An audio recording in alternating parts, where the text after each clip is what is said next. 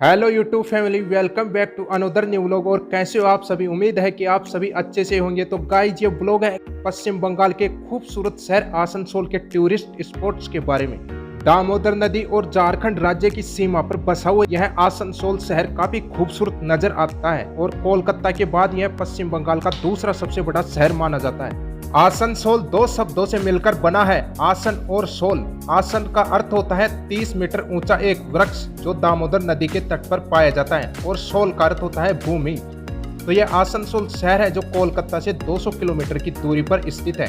हालांकि यह आसनसोल जिला नहीं है पश्चिम बंगाल का, इसका जिला पश्चिम बर्धमान लगता है, लेकिन एक सिटी है पश्चिम बंगाल की।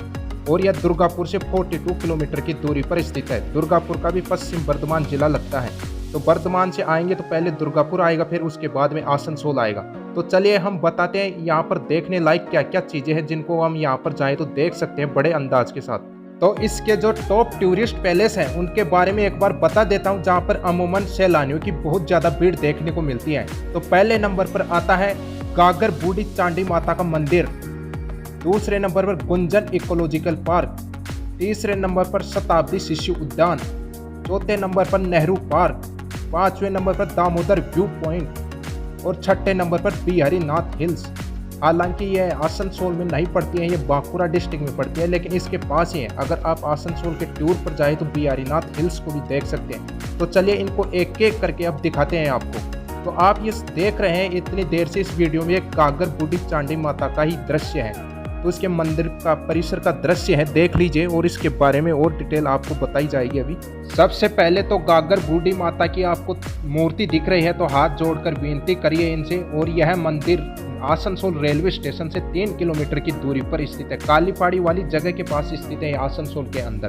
तो जो भी भक्त सच्चे मन से इस मंदिर में दर्शन करने के लिए जाता है तो गागर बूढ़ी उनकी सभी मुरादें पूरी करती है। इसी कारण यहाँ पर प्रतिदिन भक्तों की भीड़ का तांता लगा रहता है हमेशा।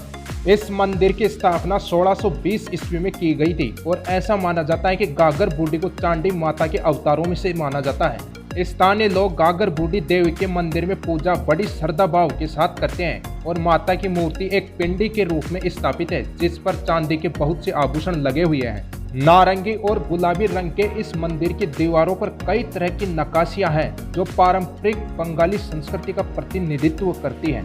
मुख्य मंदिर से सटे हुए अन्य कई मंदिर भी हैं, जिनमें सबसे प्रमुख सिया राम जी और हनुमान जी का मंदिर है। हर वर्ष 15 जनवरी को यहाँ पर गागर बूढ़ी चंडी माता का मेला लगता है। यह मंदिर नुनिया नदी के तट पर स्थित है और इस मंदिर के खुलने का टाइम सुबह 5 बजे से लेकर शाम 6 बजे तक रहता है। शाम 6 बजे के बाद यहाँ पर कोई पूजा नहीं होती और यहाँ पर पहुँचना बिल्कुल भी मुश्किल नहीं है, क्योंकि जो मंदिर का मेन द्वार है उसके सामने से हाईवे जा रहा है। श्रद्धालुओं की इतनी भीड़ को देखकर आप अंदाजा लगा सकते हैं कि आसनसोल में इस माता के मंदिर की कितनी बड़ी मान्यता है। और पूरे श्रद्धा भाव के साथ यहाँ पर पूजा करते हैं और अपनी मन्नत मांगते हैं। यहाँ पर बाहर आप इस मंदिर से रिलेटेड सामान ले सकते हैं अपनी याददाश्ती के लिए। खाने पीने की भी चीज़ें मिल जाएंगी और माता से रिलेटेड जो भी सामान है आप अपनी पसंद के अनुसार ले सकते हैं। यहाँ पर काफ़ी सारा बाजार लगा हुआ है माता के सामान से रिलेटेड। तो गाइस, अब आपको लेके चलते हैं गुंजन इकोलॉजिकल पार्क, जो इस मंदिर से 2 किलोमीटर की दूरी पर स्थित है। गुंजन इकोलॉजिकल पार्क मनोरंजन एवं बेहतरीन सुविधाओं के लिए जाना जाता है। इस पार्क की हरी भरी हरियाली आपको मंत्रमुग्ध कर देगी और यह पार्क बाहरी गतिविधियों से भरा हुआ है, जिसमें है tennis, baseball, basketball, table tennis, volleyball इत्यादि।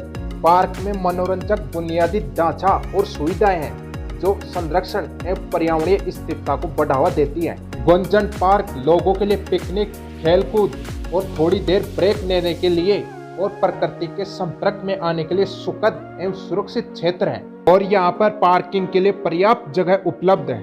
और आसनसोल शहर में जितने भी पार्क हैं वो कपल्स के लिए जाने जाते हैं और यहाँ पर भी कपल्स बहुत ज़्यादा देखने को मिल जाएंगे। तो देखिए आप, जगह जगह पर कपल्स अवेलेबल हैं। यहाँ पर लोग प्राकृतिक सुंदरता को निखारने के साथ साथ अपना क्वालिटी टाइम स्पेंड करने के लिए आते हैं। तो यह गुंजन पार्क का दृश्य कंप्लीट हो चुका है। धीरे धीरे चलते हैं नेक्स्ट पैलेस पर, और यह है शताब्दी शिशु उद्यान, जो आसनसोल रेलवे स्टेशन से 2.5 किलोमीटर की दूरी पर स्थित है। इसका निर्माण 1989 ईस्वी में किया गया था। यह भी आसनसोल के प्रमुख पर्यटक स्थलों में से एक है। यह बच्चों के लिए विशेष रूप से जाना जाता है। इसमें बहुत मजेदार सवारियों के साथ बच्चों के खेलने के क्षेत्र है, जिनमें कैटरपिलर, कोलंबस, सीसा प्रमुख है।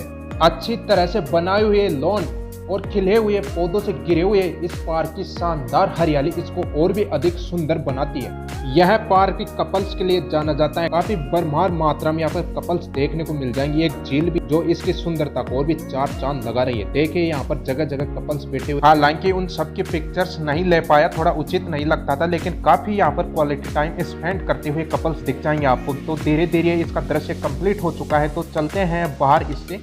फ्रेंड्स, अब आपको लेके चलते हैं नेहरू पार्क, जो आसनसोल रेलवे स्टेशन से 15 किलोमीटर की दूरी पर स्थित है और बरनपुर रेलवे स्टेशन यहाँ से 7 किलोमीटर की दूरी पर स्थित है। आप बरनपुर रेलवे स्टेशन से भी यहाँ पहुँच सकते हैं। अगर मेरे को आसनसोल के पार्कों में सबसे अच्छा लगा तो वो यही नेहरू पार्क है। ये इसकी सुंदरता और इसकी हरियाली तो काफी शानदार, आप देखें तो सही, आपको मजा आ जाएगी इसकी हरियाली देख कर।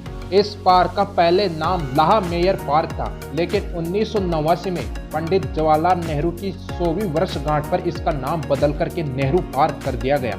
अगर आप आसनसोल में प्राकृतिक सुंदरता का जीता जागता उदाहरण देखना चाहते हैं तो ये नेहरू पार्क आपके लिए बेस्ट गंतव्य हो सकता है।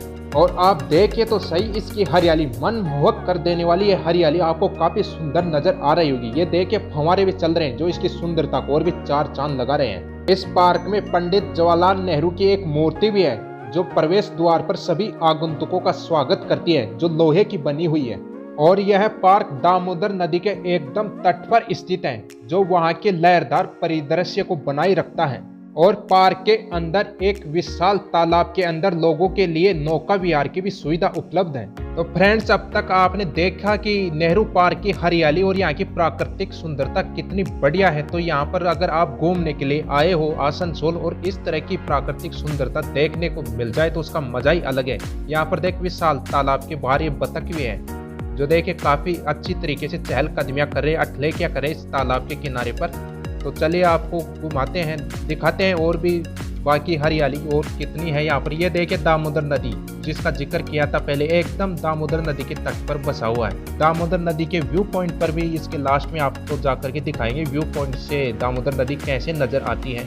तो ये देखिए वाटरफॉल्स भी एक छोटा सा, तो इसका भी नज़ारा देख सकते हैं, काफी खूबसूरत लग रहा है। वह क्या बात है यार, मजा आ गया हरियाली के अंदर इस तरह के वाटरफॉल्स को देखकर। और इस पार्क के अंदर ये छोटा सा जंतुआलय भी है, जिसमें ये देखे एमू पक्षी दिख जाएगा, कितना विशाल पक्षी है एमू। तो ये भी काफी अच्छा लगा यहाँ पर देख करके। देखे एमू पक्षी किस तरह चलता है, आप देख सकते हैं। ये भाई साहब देखे हथेली आगे करके इसको खाना भी खिलाने की कोशिश करेंगे। अब झूठ में खिला रहे हैं या असली में खिला रहे वो तो वही जाने, लेकिन देख लीजिए आप। और इस तरह देखे कपल्स तो देखने को मिलेंगे, जैसे आपको बताया गया है कि यहाँ कपल्स के लिए जाने जाते हैं ये पार्क आसनसोल के, और साथ में अन्य लोग भी आते हैं, फैमिली के भी। और गाइज, अब आपको लेके चलते हैं दामोदर व्यू पॉइंट, जो दामोदर नदी का व्यू पॉइंट है उस पर लेके चलते हैं। यहाँ से दामोदर नदी कैसे नजर आते हैं और लोग इस नदी के एक छोर को दूसरे छोर कैसे पार करते हैं। ये देखिए बोटिंग है, तो इसके माध्यम से इस नदी के एक छोर से दूसरे छोर की तरफ जाते हैं। तो मतलब आवागमन सही होता रहता है यहाँ पर लोगों का।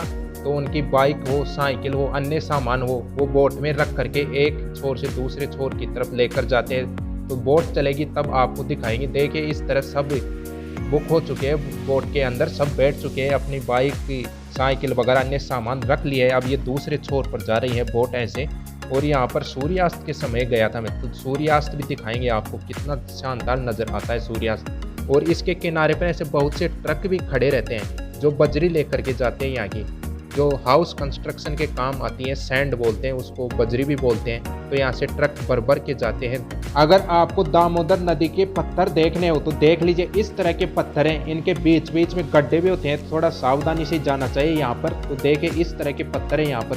ये देखिए मैं सेल्फी भी ले रहा हूँ, सूर्यास्त हो रहा है। अभी आपको सूर्यास्त का नज़ारा दिखाते हैं, काफ़ी मनमोहक नज़ारा था यार, मन को भा गया था वो सूर्यास्त का नज़ारा। आप भी कभी आओ तो इधर ये सूर्यास्त जरूर देखना। देखे कितना प्यारा नज़र आ रहा है, जैसे अंगुलियों पर दिए जल रहे हो, एक दीपक जल रहा हो। क्या बात है यार, कमाल का नज़ारा है, देखने लायक नज़ारा है। और यह नदी यहाँ के लोगों के लिए पिकनिक स्पॉट के रूप में भी जानी जाती है। तो इस व्यू पॉइंट पर पिकनिक मनाने के लिए भी लोग आते हैं, जैसे आपको दिख भी रहे होंगे। और इस नदी को बंगाल का शोक भी कहा जाता है। तो यह काफ़ी काम आती है यहाँ के लोगों के लिए। तो इसके जल से अनेक कार्यों में यूज करते हैं यहाँ के लोग। ये देखिए एक बोटिंग और जाती हुई एक किनारे से दूसरे किनारे पर पहुँचाने के लिए लोगों को।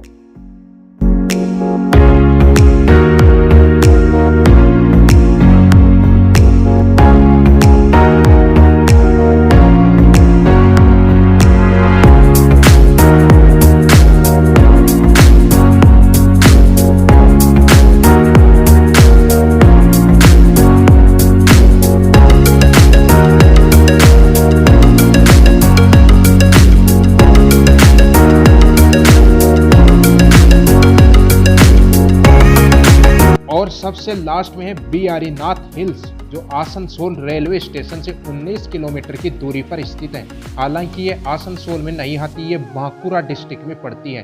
तो आप यहाँ पर भी जा सकते हैं अगर आसनसोल घूमने गए हैं। तो ये भी एक काफ़ी टूरिस्ट डेस्टिनेशन है। यहाँ पर हरी भरी पहाड़ी को देखना और बहती हुई दामोदर नदी को निखारना, ऐसे लगता है कि जैसे ये सुंदर पहाड़ी अपने को गले लगा रही है। रेतों के साथ यह पहाड़ी अपना रंग बदलती है और मानसून के मौसम यह चारों तरफ से हरी भरी हो जाती है, जो देखने लायक होती है। और यहाँ पहाड़ी के ऊपर बिहारी नाथ का मंदिर भी है, जिसमें आप दर्शन कर सकते हैं। ओके गाइज, मिलते हैं बाद में नए ब्लॉग में। जब तक के लिए ओके, बाय बाय, टाटा।